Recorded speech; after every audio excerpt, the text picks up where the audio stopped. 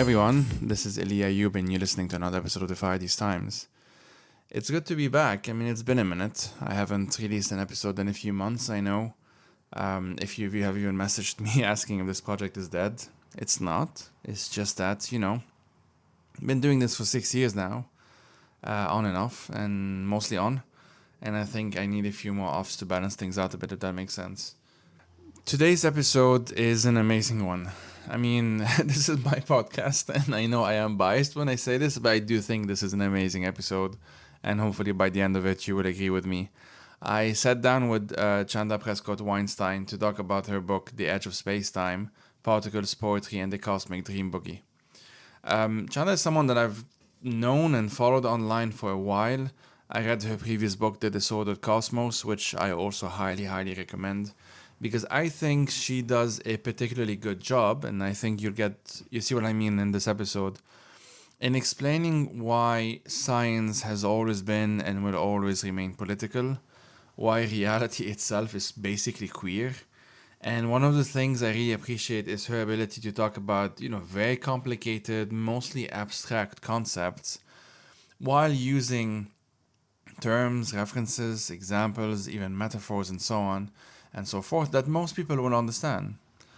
And the thing I really like about that is that it's not just a way of making the science accessible to a wider audience, because, of course, that's a big part of it.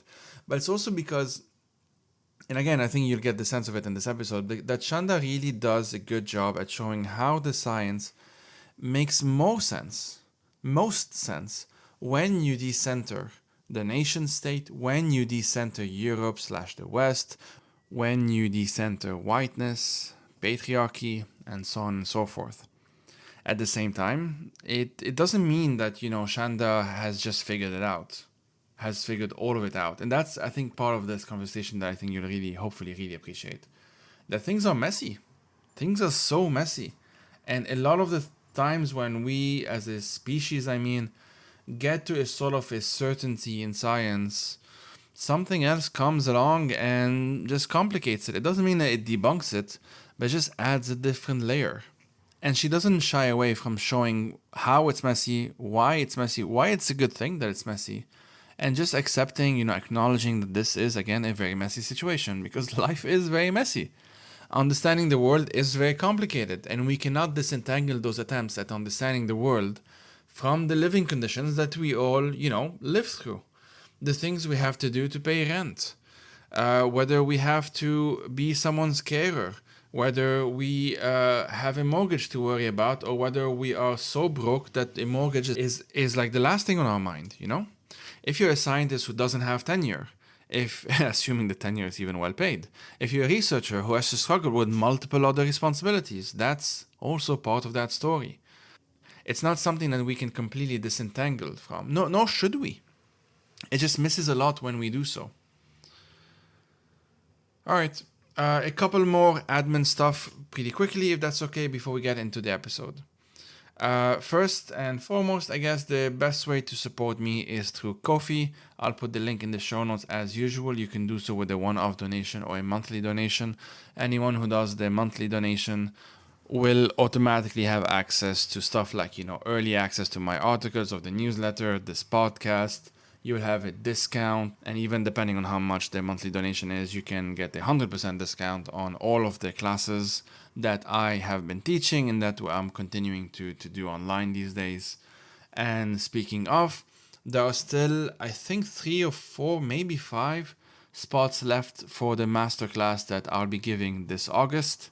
It will be online on every Saturday of the month from 4 to 6 p.m. UK time. And it will be on the topic of Lebanon, specifically the past 30 or so years of Lebanese history and politics, how it relates to the wider world, how it relates to regional dynamics, most notably Israel, Palestine, and Syria. But of course, we cannot ignore the Iran of it all, the Saudi Arabia of it all, the America of it all, and so on and so forth. The perspective that I give, which I think is rather unique, perhaps unfortunately, is framing these things in a way that both centers Lebanon but also de-essentializes Lebanon. Lebanon is just a place that has its own context, its own history, its own complexities, but it is not beyond comprehension. And I think I mean, I've been doing this for a while, so I'm fairly confident by now. And the feedback of the previous three classes, because this will be the fourth, have confirmed this. I think I've gotten pretty good at showing those dynamics, and at, as I said, de-essentializing Lebanon while also centering it, because this is a class about Lebanon at the end of the day. So this is for anyone really. If you're just curious about a part of the world that you're not as familiar with, this class is for you. If you have some knowledge of Lebanon, or perhaps you're even an expert in Lebanon and or the region, I still think you'll get something out of it. And in fact, yeah, that's how I pronounce it, right? The demographic of the class so far has reflected that. Like, we've had activists, scholars, including people who are more senior than I am, but you've also had just people who perhaps have listened to the podcast or read my stuff and have been curious about Lebanon. And this class hopefully will be for you too. There'll be something for everyone essentially.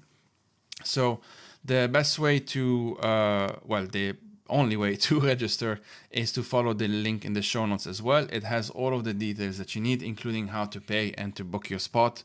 Please do so as soon as possible. You can also message me with any question that you may have, either by email on ayoub@defythesetimes.com, or you can also do so via Signal at ayoub.02. So the username is just my family name .02, because some motherfucker took 01. So on that note of me insulting a random person, here's the episode with Chanda Prescod-Weinstein. As always, everyone, thank you for listening and take care.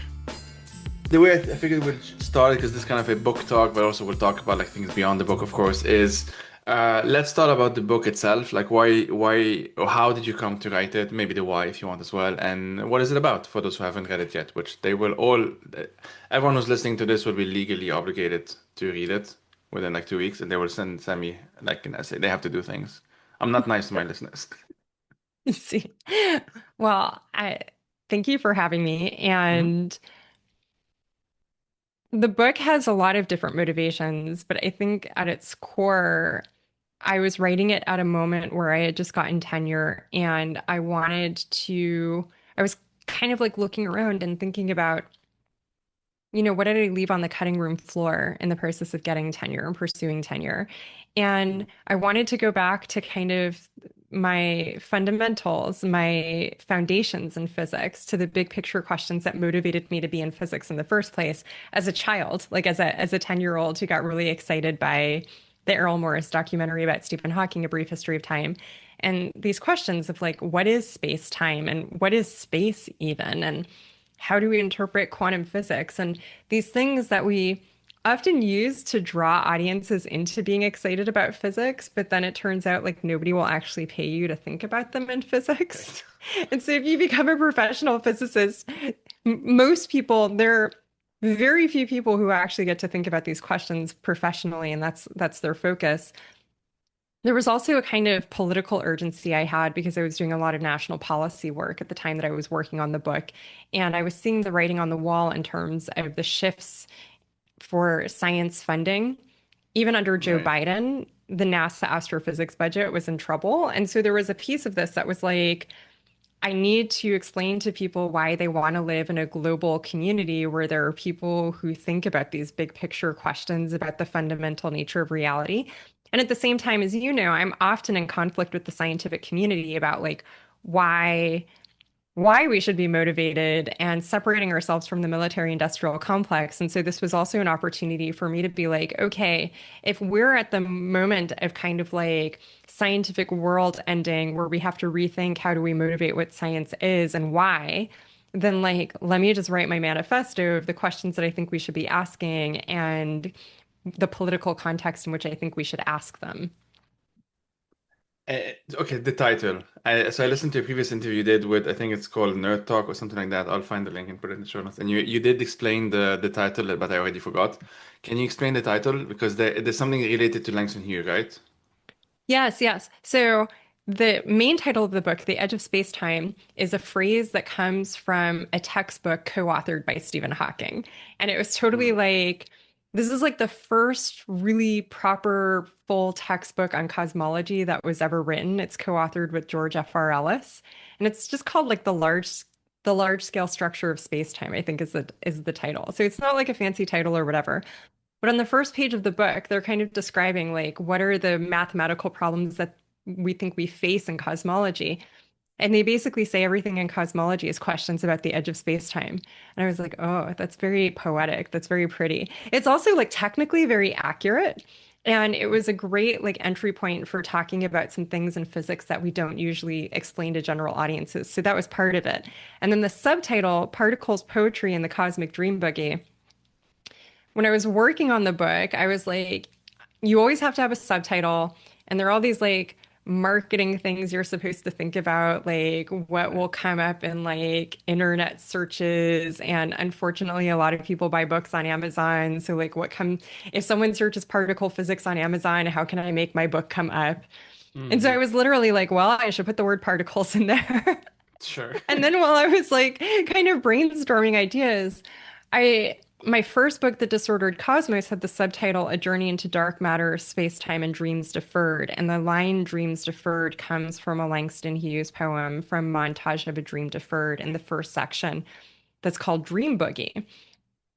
And so, of course, I was like, I'm just going to go back to my Langston Hughes and figure out like how I'm going to put some poetry in this. And then I was like, oh, the Cosmic Dream Boogie. That would be such a good title for a book. And I wrote it down and I was like, one day I'm going to write a book called The Cosmic Dream Boogie. And it's going to have like a marquee type thing with like beams coming down from it. I had like a whole 1970s motif in my head. Yeah. And then when my editor started asking me about subtitle names, I just like threw something at her with the Cosmic Dream Boogie in it because I had been trying to make things with Through the Looking Glass work, but that is already so many words. So, and I was like, she's surely going to tell me the subtitle's supposed to tell the reader what the book is about. And I was like, I'm going to get told the Cosmic Dream Boogie is too abstract. And she was like, no, we can keep that. And I was like, Denise, for real? And she was like, yeah. So, I'm I've now written two books that take from the same Langston Hughes poem Right. Yeah. in the subtitle, and that's kind of a through line in my work, I guess, at this point. So I've had a long and complicated relationship with STEM. My undergrad was in environmental like health back in Beirut at the American University of Beirut, but then I ended up in the social sciences, my master's and PhD. And I've been reflecting a lot while listening to other interviews you did and also reading both books that you wrote of like why did I have a difficult relationship with at school, especially I would say physics and maths. And it Mm. wasn't because I don't like abstract things. I actually love abstract things. It's kind of my jam. But it's because of how it was taught to me. I really think so. I think in particular there's this one teacher, I don't even remember his name, but I must have been like, I don't know, 14 or 15 or something. And he made us, and this was in French in Lebanon, he made us like literally write down the theorem like with letters, like according to Pythagoras, but write the entire thing and then write out the actual like formulas and whatnot. But as though I don't know how to quite explain it, but that kind of I think traumatized me. And since then, my engagement with let's call them hard science, especially like physics and math, has been reading other people's books and occasionally watching like a documentary here and there, or maybe even like a site. I'm a big Trekkie, so maybe something like Mm. that. Um, and I know we're absolutely gonna talk about Star Trek. And yeah, I know you've spoken about this obviously at length as well. I'm very curious of like your experience of doing these kinds of it's like public science, if that makes sense, like at least like a form of science communication as well. What has been your experience in terms of like what works best? If that make I don't know if that makes sense, but like in terms of how people relate to the sciences when they have had some bad experience, let's say in the past. Yeah, I really appreciate this question because I think it is very core to my approach to science communication, which is thinking particularly of people who have felt alienated by physics and which feels like large swath of the population, everybody has a story about how like their physics high school teacher was kind of uncool. Or I feel like maybe I hear those stories more frequently because I'm a physicist, and that's like the Yeah, last time yeah. people usually end up taking a physics class. And I think like I'm also just like very aware of like what the demographics of my field look like and what that signals about what um people feel is accessible to them, I guess.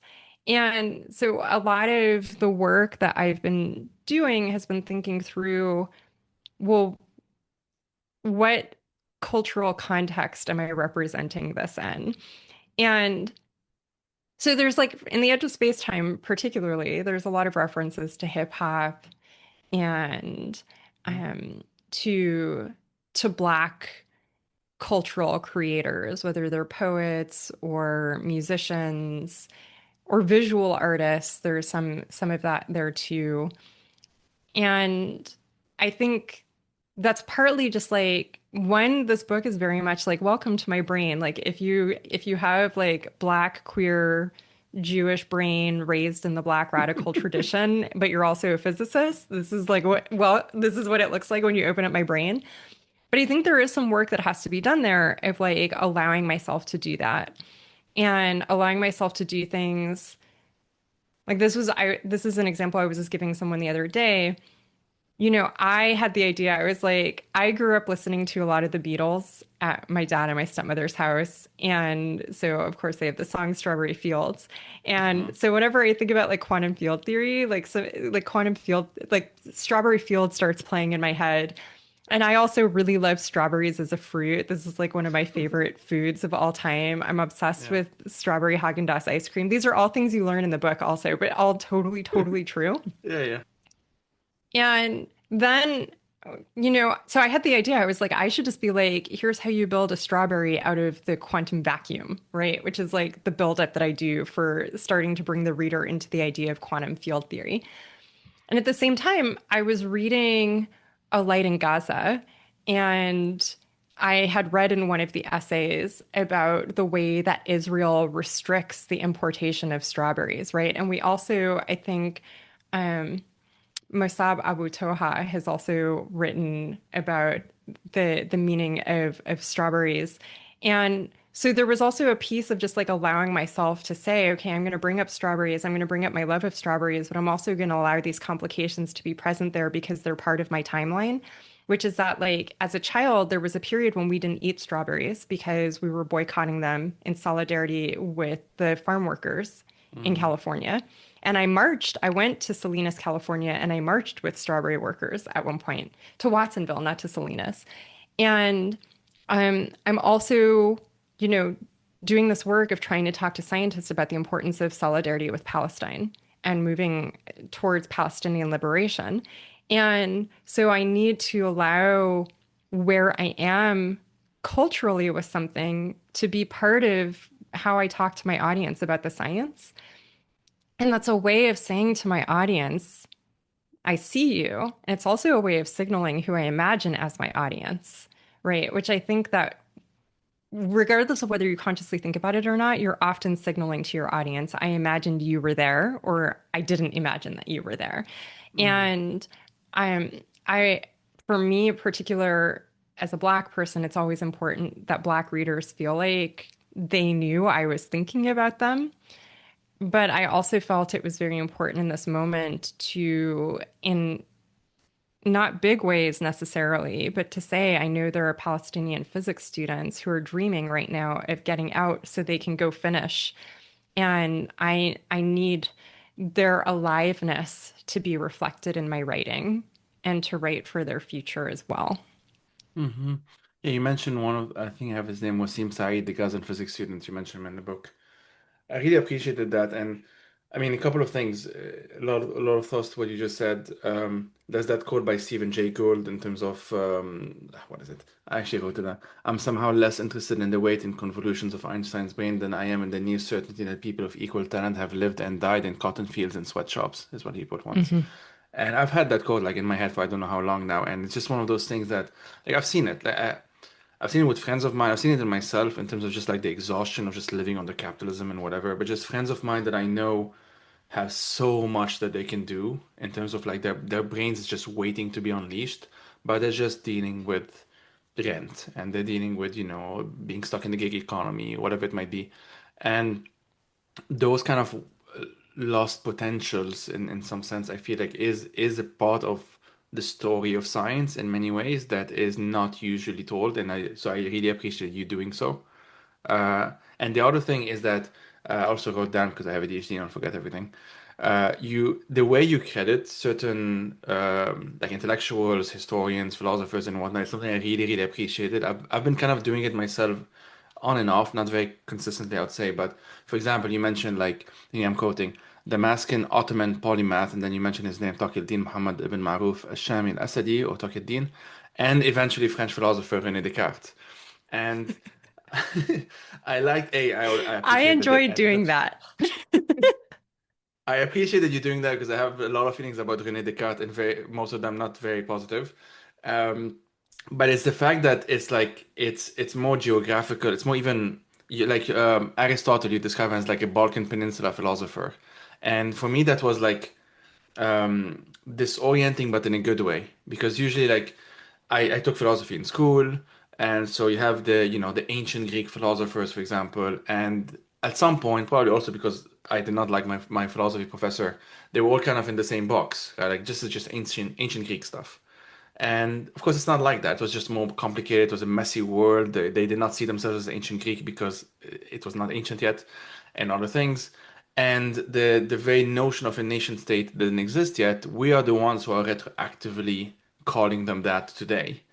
And saying Balkan Peninsula kind of complicates it in my head. Like then Aristotle, Balkan Peninsula, but then it doesn't, because even using them, calling him that it's almost like it robs for example, like the white supremacist fever dream of like retroactively appropriating all of those ancient guys and whatnot.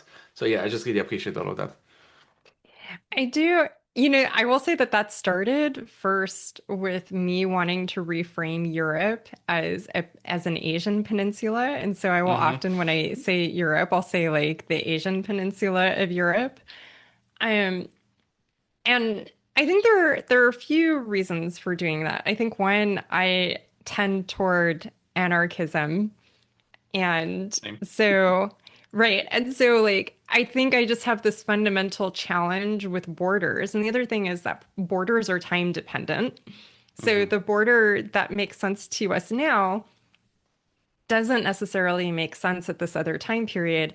And I think for that particular region, the borders were constantly shifting. And this is something that I've had to be very conscious of as someone who, like, now I can be identified as a member of the Ukrainian diaspora. And I find this a little bit weird in the sense that, like, the region that my great grandfather was from was very firmly in what is now Ukraine. Mm-hmm. But it was the Austro-Hungarian Empire when he and his family were leaving behind the pogroms. And the region, he was from the Galician semi-autonomous region, which was primarily Polish speaking. There were people who were considered Ukrainian ethnics, but it was also like I grew up hearing it articulated as Poland, right? And so I actually think like my own family history has just like made me very hyper aware of like how these borders move and even like the history of like Ukrainian becoming its own distinct language is kind of and its lack of relationship to Polish is like very interesting. And these are things I'm still sorting out. And it's like interesting to me that like now in 2026, I'm a member of the Ukrainian Jewish diaspora.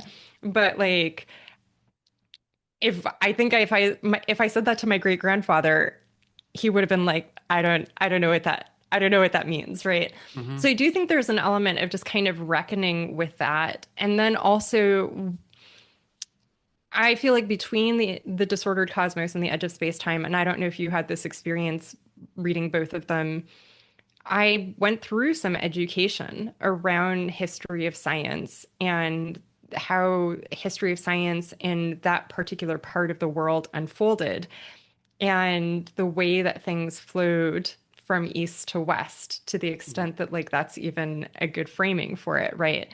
And so I was thinking like very deeply about my responsibility to improve how I talked about those things in the edge of space-time compared to how I talked about them in the disordered cosmos.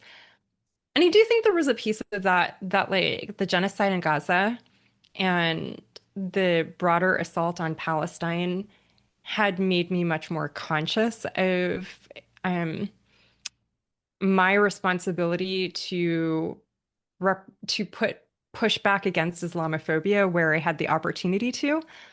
But I actually think that that wasn't my primary motivation. I think that that was like a nice like side effect Mm. of just like reasserting it. But I think most of it was that I was learning new things and I wanted to. One of the transformations that I went through between the books was becoming very clear and aware that things that we had assigned as the Eurocentric point of view were often things that had emerged from various parts of the Muslim world.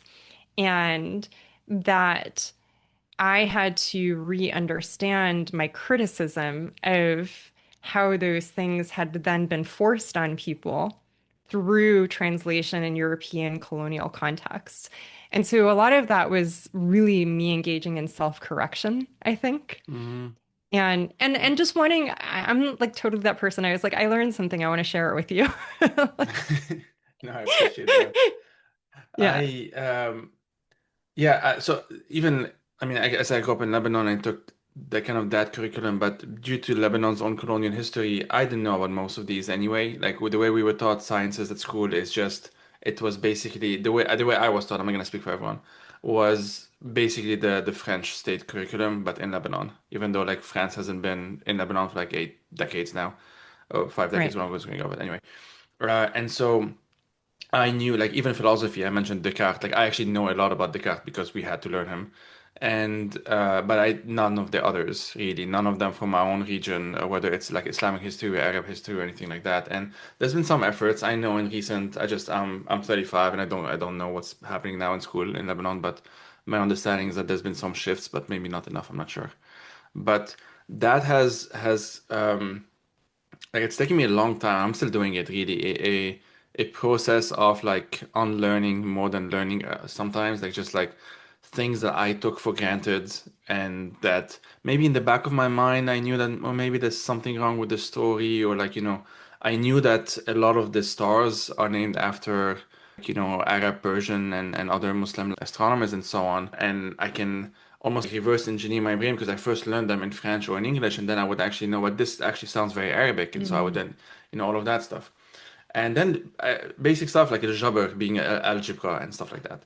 And to this day, I still feel like despite the fact that I've done some kind of like, I don't say this like an intellectual work of like trying to deconstruct it, it still hasn't seeped in entirely because I still am constantly doing translation work, if that makes sense. In the sense that my Arabic is okay, but it's not as my advanced Arabic is not as my Arabic is not as advanced as my English when it comes to academia, when it comes to Mm. reading ancient texts or even science texts, whatever it might be, because of how I grew up. And so there's still that disconnect that with my own kid, I'm actually trying to not pass on the same mistakes in that sense. So maybe that changes in the generation, but I'm still in that in-between generation in terms of like post-colonialism, I think. Um, we can talk about Star Trek now.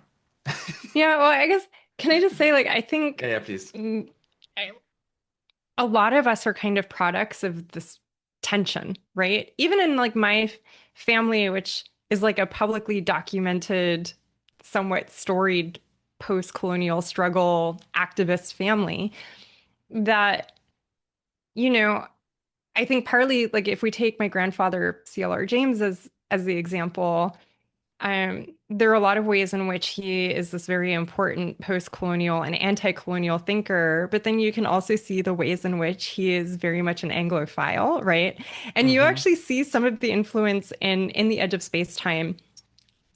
As an example, I have like a whole section where I use T.S. Eliot's work.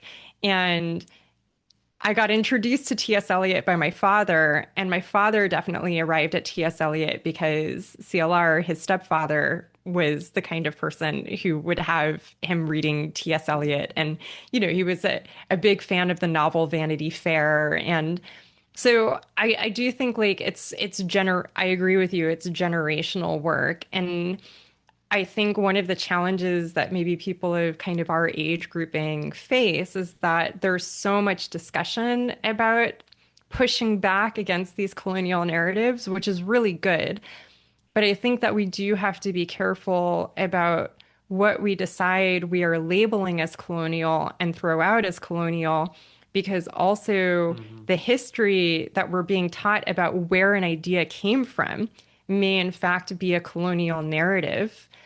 And so I think that that was kind of the piece of, the specific example I will give is the mechanistic universe. So this is what you were referencing earlier. And, I think the popular story about this is that this is one of the great gifts of Europe and Western civilization to the world is the idea of the universe that kind of has this mechanistic element and behaves like a machine. And one, quantum mechanics totally subverts that in the first place, right? This is something that modern science has had to kind of grapple with. But the other piece is that that idea didn't come out of Europe first. And so what happens when we assign that to Europe and then impugn it because it has been assigned to Europe, right? Right. And so I do think there was a little bit of work that I was trying to do there of saying that's not to say we shouldn't be critical of ideas that developed in a colonial context, but I do actually think that we should be looking at ideas for themselves. And we should be very careful about our assumptions about where they came from, particularly if Europeans are taking credit for it, Yeah. actually. Yeah.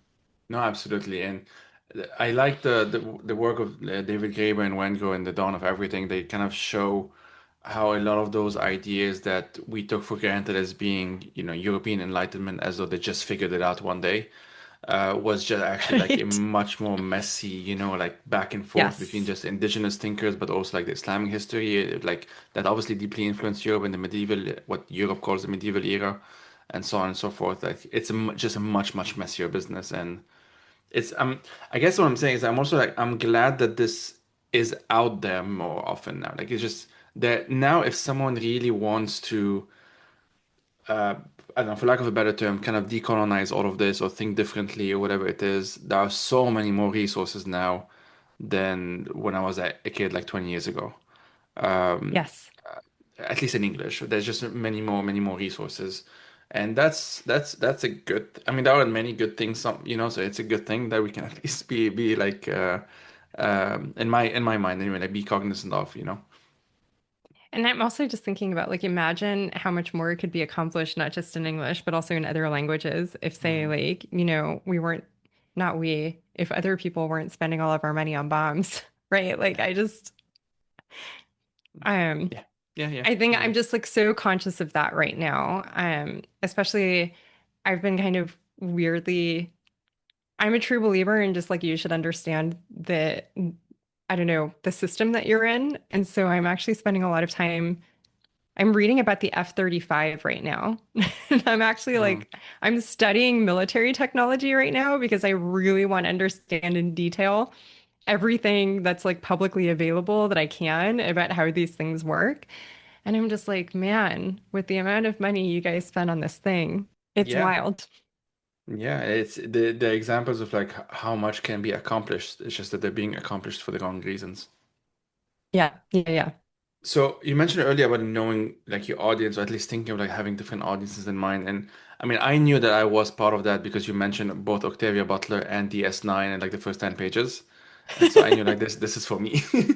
And I've been on and off again, going back to certain like whether it's Star Trek, which I do all the time, or even at times I find myself watching like cartoons and like one thing I did recently is watch parts of the Jetsons and the Flintstones.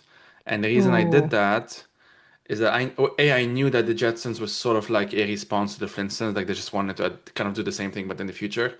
But it's also because they're very useful um like it's a very useful case study in a sense because here you have something that's supposedly like in the ancient past. Obviously, us walking with dinosaurs, blah blah blah, which didn't happen, but it doesn't matter. And here's this other thing where it's like in the distant future, the Jetsons. And yet in both of those, gender norms are sort of like 1950s white America, essentially. Yes. And that's fascinating to me because what it Like says is that comically. yeah. Like even exaggerated. And it's fascinating because it tells me is that despite the fact that they could think of, robots and flying cars and whatever it might be, it felt I don't know what it is. It felt too unrealistic or too out there to just not have the same gender norms as the ones that they had when they were writing those shows. And that's what makes also like reading old sci-fi fascinating because you sort of see, which is well, or watching like this, which is where Star Trek comes into play because it has this long history now. You also get to see how much they've changed. Um, you get to see like what was seen as radical or trailblazing or like what was the horizon of like that group of writers, who wrote, I don't know, Star Trek, the original series in the 60s or Mm. whatever. And how does it compare to today? And like, what are certain things that they got right, and what are certain things, of course, that they got wrong? And kind of compare and contrast makes it very interesting, I think.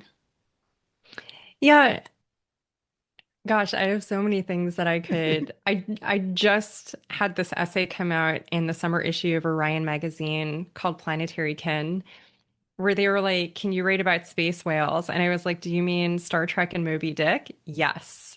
And so that was basically the essay is really it's about Star Trek for the voyage home. It's also about Star Trek First Contact.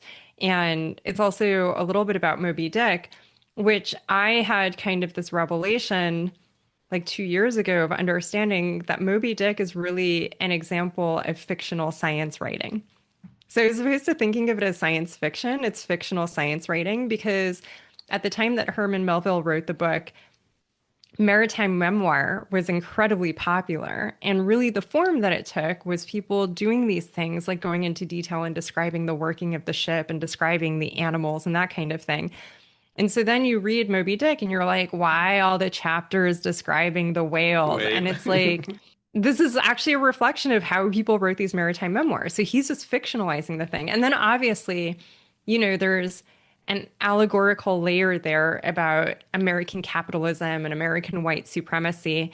And then this entire story gets really strongly invoked in Star Trek First Contact, which is like this time travel movie that is essentially about a group of socialists from the future traveling into the past to secure their socialist future, to guarantee that these like authoritarians are not able to thwart their socialist future before it even gets started.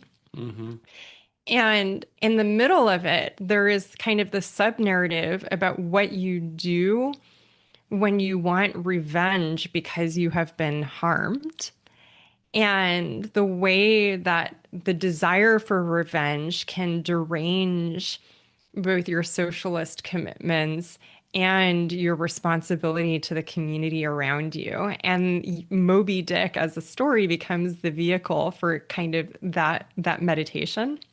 Hmm. And I will say that all of this was on my mind over the weekend. The first time I watched Supergirl, which I just watched Supergirl over the weekend. And I won't say too much about it because not everybody's seen it. I don't know if you've had a chance to see it. Not yet, no. But I will say, I think something I can say without, which is kind of apparent in the trailers, is that Supergirl is a space western. And when I really kind of sat with that, I saw it in IMAX. And so I'm just seeing it on the big screen. And I was immediately like, oh, I really wish we could hear Gene Roddenberry's commentary on this because you hear Mm. Gene Roddenberry talk about his original concept for Star Trek. And his original concept was that it was supposed to be kind of this a space western. And he originally wanted it to be a space western where a woman was playing the first officer. Um, and now we have the space western about Supergirl, where a woman is actually at the center of the story. And then it's also interesting to see the reception that Supergirl has gotten, which I think like the reception has been deeply unfair. Is it a perfect movie? No, there are questions that we could talk about with pacing and that kind of thing. But I think a lot of the reception it's gotten has been deeply misogynist. So the link that I will make there Hmm. is that in the 1960s, he was told that he couldn't have a woman as a first officer. And actually, Star Trek almost didn't happen because the first pilot went over so badly with NBC. And now, it's 2026, and you're like, and it's the 60th anniversary of Star Trek this year. And you're like, Hmm. okay, so things should be much better. And in a way, they are because now we can have a movie with a woman at the center. But also, it's getting panned and is being discussed as like potentially catastrophic for the franchise that it's a part of. And there's a kind of link there about the way that the public responds to science fiction and the way that like the people who control the means of production for science fiction can actually tell us a lot about our situation without even actually watching the science fiction itself. Right. It's certainly been, I mean, at times nauseating and, and depressing, but it's been interesting to see a lot of the reactions to whenever you'd have a movie franchise or whatever it might be that I don't know, like Ghostbusters, and then they do like the Ghostbusters with like the women's version, and then see the reaction to that. And the reaction is for me is always more interesting, again, for maybe like depressing reasons than than the movie itself, regardless of how good or bad the movie is. Yeah. And same for like other things, just because it can be so visceral and it can be so personal, like as if Mm. people who've come out who hated like the Star Wars because like there was a black person in it and a woman in it or whatever it might be, and people who are suddenly Trekkies who believe that Star Trek is now woke, as if that wasn't the entire point of Star Trek all along. I And just, all of these things, it's so revealing, but it's like they don't seem to. I mean, the way I can interpret it, it could be wrong, but they don't seem to know slash care of how obvious it is that they're kind of more revealing themselves here than saying anything about those cultural products that they supposedly used to love and now hate. Because I don't buy it. I no just sense don't of buy that they use. self-awareness. Yeah, I can say this. I don't know Star Wars as well as I know Star Trek, but I do know Star Trek enough to say with confidence that if you just now figured out that Star Trek is woke, there's just something you didn't get. There's just something fundamental about it you just did not understand. But I mean, they don't Yeah, care that I yeah. say that. No, I think that there is an element of like having an illiterate response Yeah. to and I think like, I think what you were referencing in particular, I mean, there was the reaction to Star Trek Discovery, but I think like the reaction to Starfleet Academy has been just atrocious and really painful, even though it was basically like Star Trek The Next Generation, The Next Generation. That was like Hmm. basically like the idea was like another generation comes along. And you can go back and look at the press that Star Trek Voyager got, which was like the first Star Trek series to not have a man at the helm. And you can see almost word for word the people saying things that now get said about Starfleet Academy. Meanwhile, the people who are making these comments about Starfleet Academy now are like, why can't they just be understated about it the way that Star Trek Voyager was? And it was like, people like you were complaining about how in your face her existence as like a female captain was. And it's just The most capable of the captains thus far. Actually, the I most love both Picard and Cisco. Don't get me wrong, but she's by far the most capable one. I agree. It's interesting because like Voyager is definitely not my favorite series in the Hmm. franchise. But definitely when we're ranking captains, I think Yeah, Janeway might be number one. she's Janeway up might be there. number one. I Mm. definitely I struggle with this a little bit because like if you were looking at my office, you'd be like, she's a big fan of Captain Burnham. I mean, I think that that's probably pretty obvious from my writing as well. Yeah, yeah, yeah. But I also think we didn't get enough time with Captain Burnham for her to enter that canon because she's only captain for 2 seasons and then she gets Yeah, cut short. And I yeah. definitely think we are owed a movie. On the other hand, we saw what they did with Section 31, and so maybe it's just Oh, for the I didn't even best. watch it. I didn't even want to. I just heard so many bad things by I just people I like I'm a trust. completionist, so I was like, I Yeah, I have to understand. watch it. And I love Michelle Yeoh, and I'm just Hmm. like, I feel like Michelle Yeoh should be able to sue them. Like it was just like criminal, like what they did to her. Like she deserved so much better. I will actually say Captain Philippa Georgiou gives Janeway a run for her money, even though we only see her as a captain. Although maybe Emperor Georgiou, she's like I I love Emperor Georgiou. I can't wait for that Exo 6 figure to arrive in the mail. I think that's going to be one of my favorite ones. And so, I mean, so there's a risk here, which is that we'll just go down a Star Trek rabbit hole for the next 5 hours, which I can absolutely do. But but let me see what there's definitely a couple of questions I definitely wanted to get through first.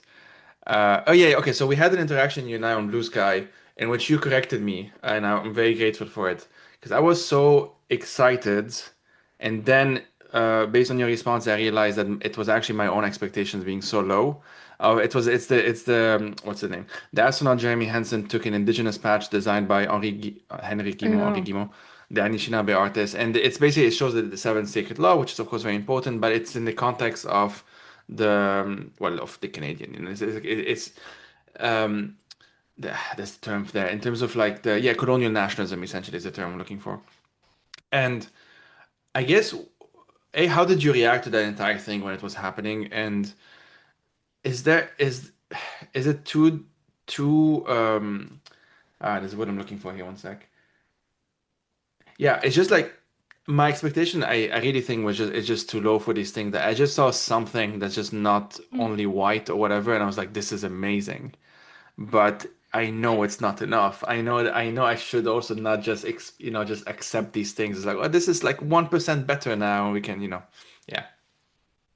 so I guess maybe what I should say about this is that particularly around the time that the Artemis mission was happening, Hmm. I was feeling a little bit grouchy about it because the media coverage of it was so stenographic. Like they weren't actually doing journalism. They were just taking NASA press releases and then maybe explaining the things that they felt like NASA didn't explain enough in the press release. But they weren't actually doing the work of, like, for example, I think most of us or a lot of us saw that incredible video of the Nutella flying across the screen in the background, which like I don't know what happened at Nutella headquarters, like whether they all just cheered for the incredible like cosmic advertisement, which was totally accidental. And the way that part of what was incredible about that moment was not just like the Nutella like happened to have this amazing moment, but also that we saw it in 4K. And the reason that we saw it in 4K in real time was because of this new laser technology that has been developed at Lincoln Labs in Massachusetts. And the way that this got reported in the media was that it was MIT Lincoln Labs. And it was MIT Lincoln Labs in partnership with NASA. And what didn't get reported was that Lincoln Labs is a Department of Defense facility. Not like they do some DoD work, but that MIT is contracted by the Department of Defense to run Lincoln Labs on behalf of the Department of Defense. Right. And so another way of kind of thinking about that Nutella moment was that we were all participating in a real-time military technology experiment. Mm.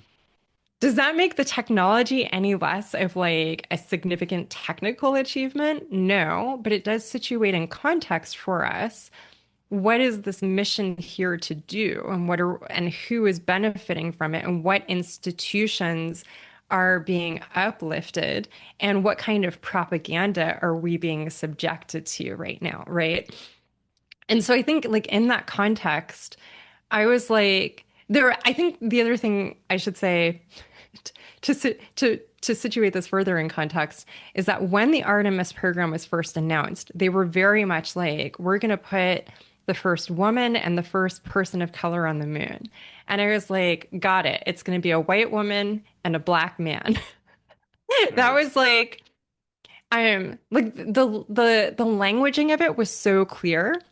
And so I think then in context, you have this white Canadian who has done, I think, a very classic liberal Canadian multicultural move of sure there are no Indigenous astronauts who are in the core with a chance of being selected right now, but I made sure that I recognize that there are Indigenous people in Canada and that First Nations and Métis and Inuit people are part of the national community. But I think necessarily that's part of like the very distinctive Canadian multicultural narrative. It's not the same as the American one. I did my PhD at Waterloo, and so I spent 4 years Hmm. kind of living with this. And so I think like I was feeling very attuned to come back to your point about like, what do we celebrate or not celebrate? I actually think it is a both and situation. Like we can recognize that the fact that they have been pushed to the point of even needing to acknowledge Indigenous people as part of the Canadian story is actually work that people had to do. Yeah. It is also simultaneously the way that Canada takes that up as part of its national story is about controlling and containing that work so that it doesn't become decolonial, land back, anti-colonial. And so similarly, like I can recognize that it's great that Black children will see that Victor Glover, a Black pilot, was the pilot.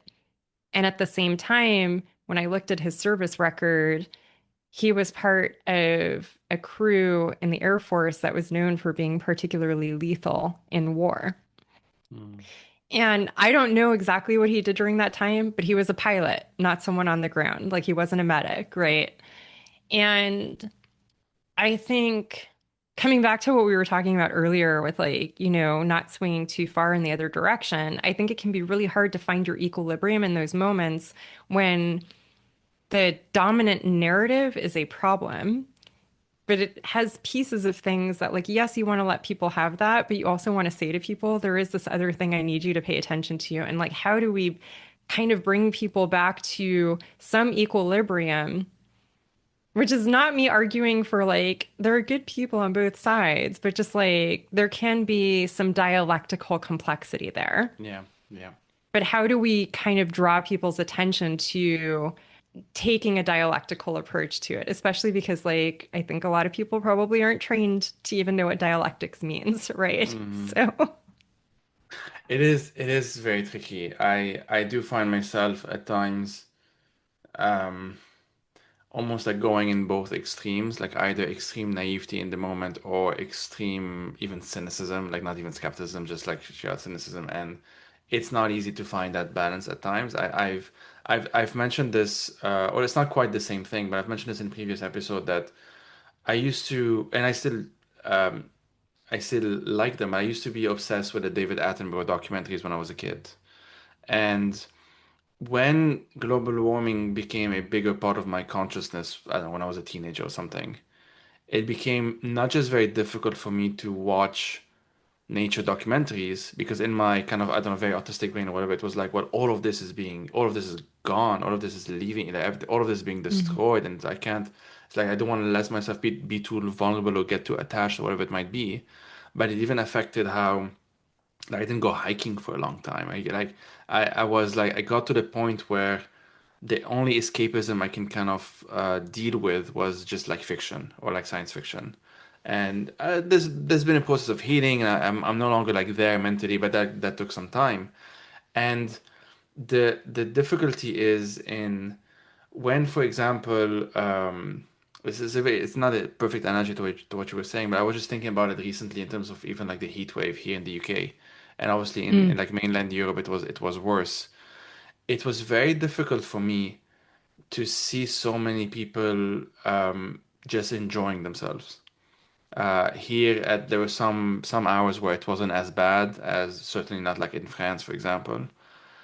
But and the reason why it bothered me isn't the fact that they were enjoying themselves, is the fact that it's in a context where de facto climate denial, or what's kind of called soft climate denial in quotation, um, is the norm here. The media, it's kind of just the norm in terms of like the discourse. You would see like, top 10 things you can do when it's too hot, and then it's like, go to the beach. And it's disconnected from the inherent uncertainty that we are now faced in terms of like the future, how like potentially every heat Yeah. wave could be worse than the next, etc., etc. At the same time, if the only response I have is like, no, you should be miserable right now, at some point they will just not listen to me anyway. It's not like it's about I'm not saying it well, but like there's something there that's like we have to still find something that's joyful in the bad without both downplaying the bad and you see what I mean? I'm trying to say like, there's Yes. something there that's very, very difficult to balance out, yeah. So I will say that I've been thinking about this a lot in the context of dystopias and science fiction because I feel like I rewatched the Hunger Games, like the initial four movies, and then also the recent prequel, and like maybe like a month and a half ago. And I was thinking like the one problem with I've never read the books, but the one Mhm. problem with the films is you're dropped into this world where things are very messed up and very depressing. And nothing in it gives you a sense of why the people have tolerated it for so long. Like, Right, why did any of those people have children? Why haven't people been jumping off of bridges? Like, why aren't they just like taking poison and dying? Like, why have and I almost want to say like it sounds like a stupid question because like obviously we have lots of examples in history of people being in incredibly horrific conditions and not not doing those things, right? right. Although like when I think about like, in the context of my own ancestry and history, there were people who jumped off the boats during the Middle Passage. And there were people who actually did just say, I'm not doing this. And the act of empowerment for me is taking myself out of the equation. Mm, But I think when we look at history, we also see these really powerful ways that people maintained a sense of culture and a sense of personhood despite the authoritarian conditions that they were in. And I think where dystopia in the media, like representations of dystopia tend to fail us, is that they don't show people having those lives. We see this a little bit in the most recent prequel for the Hunger Games that came out a couple of years ago. Maybe we'll see it in the one that comes out later this year. I think the science fiction that I have seen that has grappled with this in the smartest way recently is the TV show From, mm, which is on MGM Plus. So I think a lot of people here in the United States, I think a lot of people haven't seen it.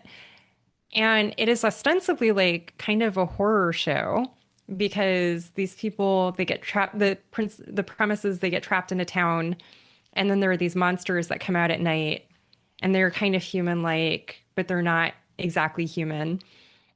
And if you're not behind a closed door with a talisman in the town, then they basically gut you and partly eat you and you're done. mm, And but it's a very clear allegory for what happens when you're in a totalitarian situation where there are these very powerful forces that govern where you can be, when you can be there. And so it does have this kind of 1984 element to it. But the way that you as the viewer get dropped into it is that people have built lives in the town despite this. There's a house they've kind of developed into multiple cultures, and there's one house where they kind of live communalistically. And when the monsters are out at night, they're playing music and dancing and finding ways to live through the moment. And so I think one of the reasons that maybe we're struggling with our imagination around this is because we have not been encouraged to have imagination around um, like that's a part of the Holocaust, just to pick an example, that actually doesn't get talked about a lot, that people were finding ways to entertain themselves even in the concentration camps. Does that mean the concentration camps were any less horrific? No. But they were trying to live in the ways that living was available to them. We see the same kinds of examples during enslavement. We also do hear these stories coming out of Gaza that people are still doing things like trying to have birthdays and Yeah, do nice things for each other when those options are available to them. And so I think we have actually been cheated out of seeing that model. And that's one of the reasons that maybe we're struggling with it. And it's been on my mind a lot because I think this is one of the ways that our science fiction has been. I don't know. I do wonder if like books do, I mean, like Octavia Butler, the Parable series, I think actually mhm, does try and do this world building. But I think this is a way in which the world building that we get served is usually like, it's all just bad. And that's why we just had to go out and fight. But often there's a buildup to getting to the point of saying, okay, fighting is how we deal with this. absolutely. So I'll end on because I think it's a really good way to finish this. I also don't want to keep you too long, but so there's this article, Wobgeschick Rice, and I'm actually going to have him on the podcast at some point in the Oh, near yeah, future. cool. I'm jealous. I So can't you wait know, to okay, good. listen. He has these two novels, the Moon series, like Moon of the Crusted Snow and Moon of the Turning Leaves, for those Yes. who don't know. And one of the things I'm gonna talk to him about this obviously, but one of the things I really love about those books is how, despite I mean, it's a post-apocalyptic duology. I don't want to call this. Um, but it's also really about those communities finding the Anishinaabe communities in this case, because that's his heritage, finding their way back to the ancestral lands. That's also kind of part of it.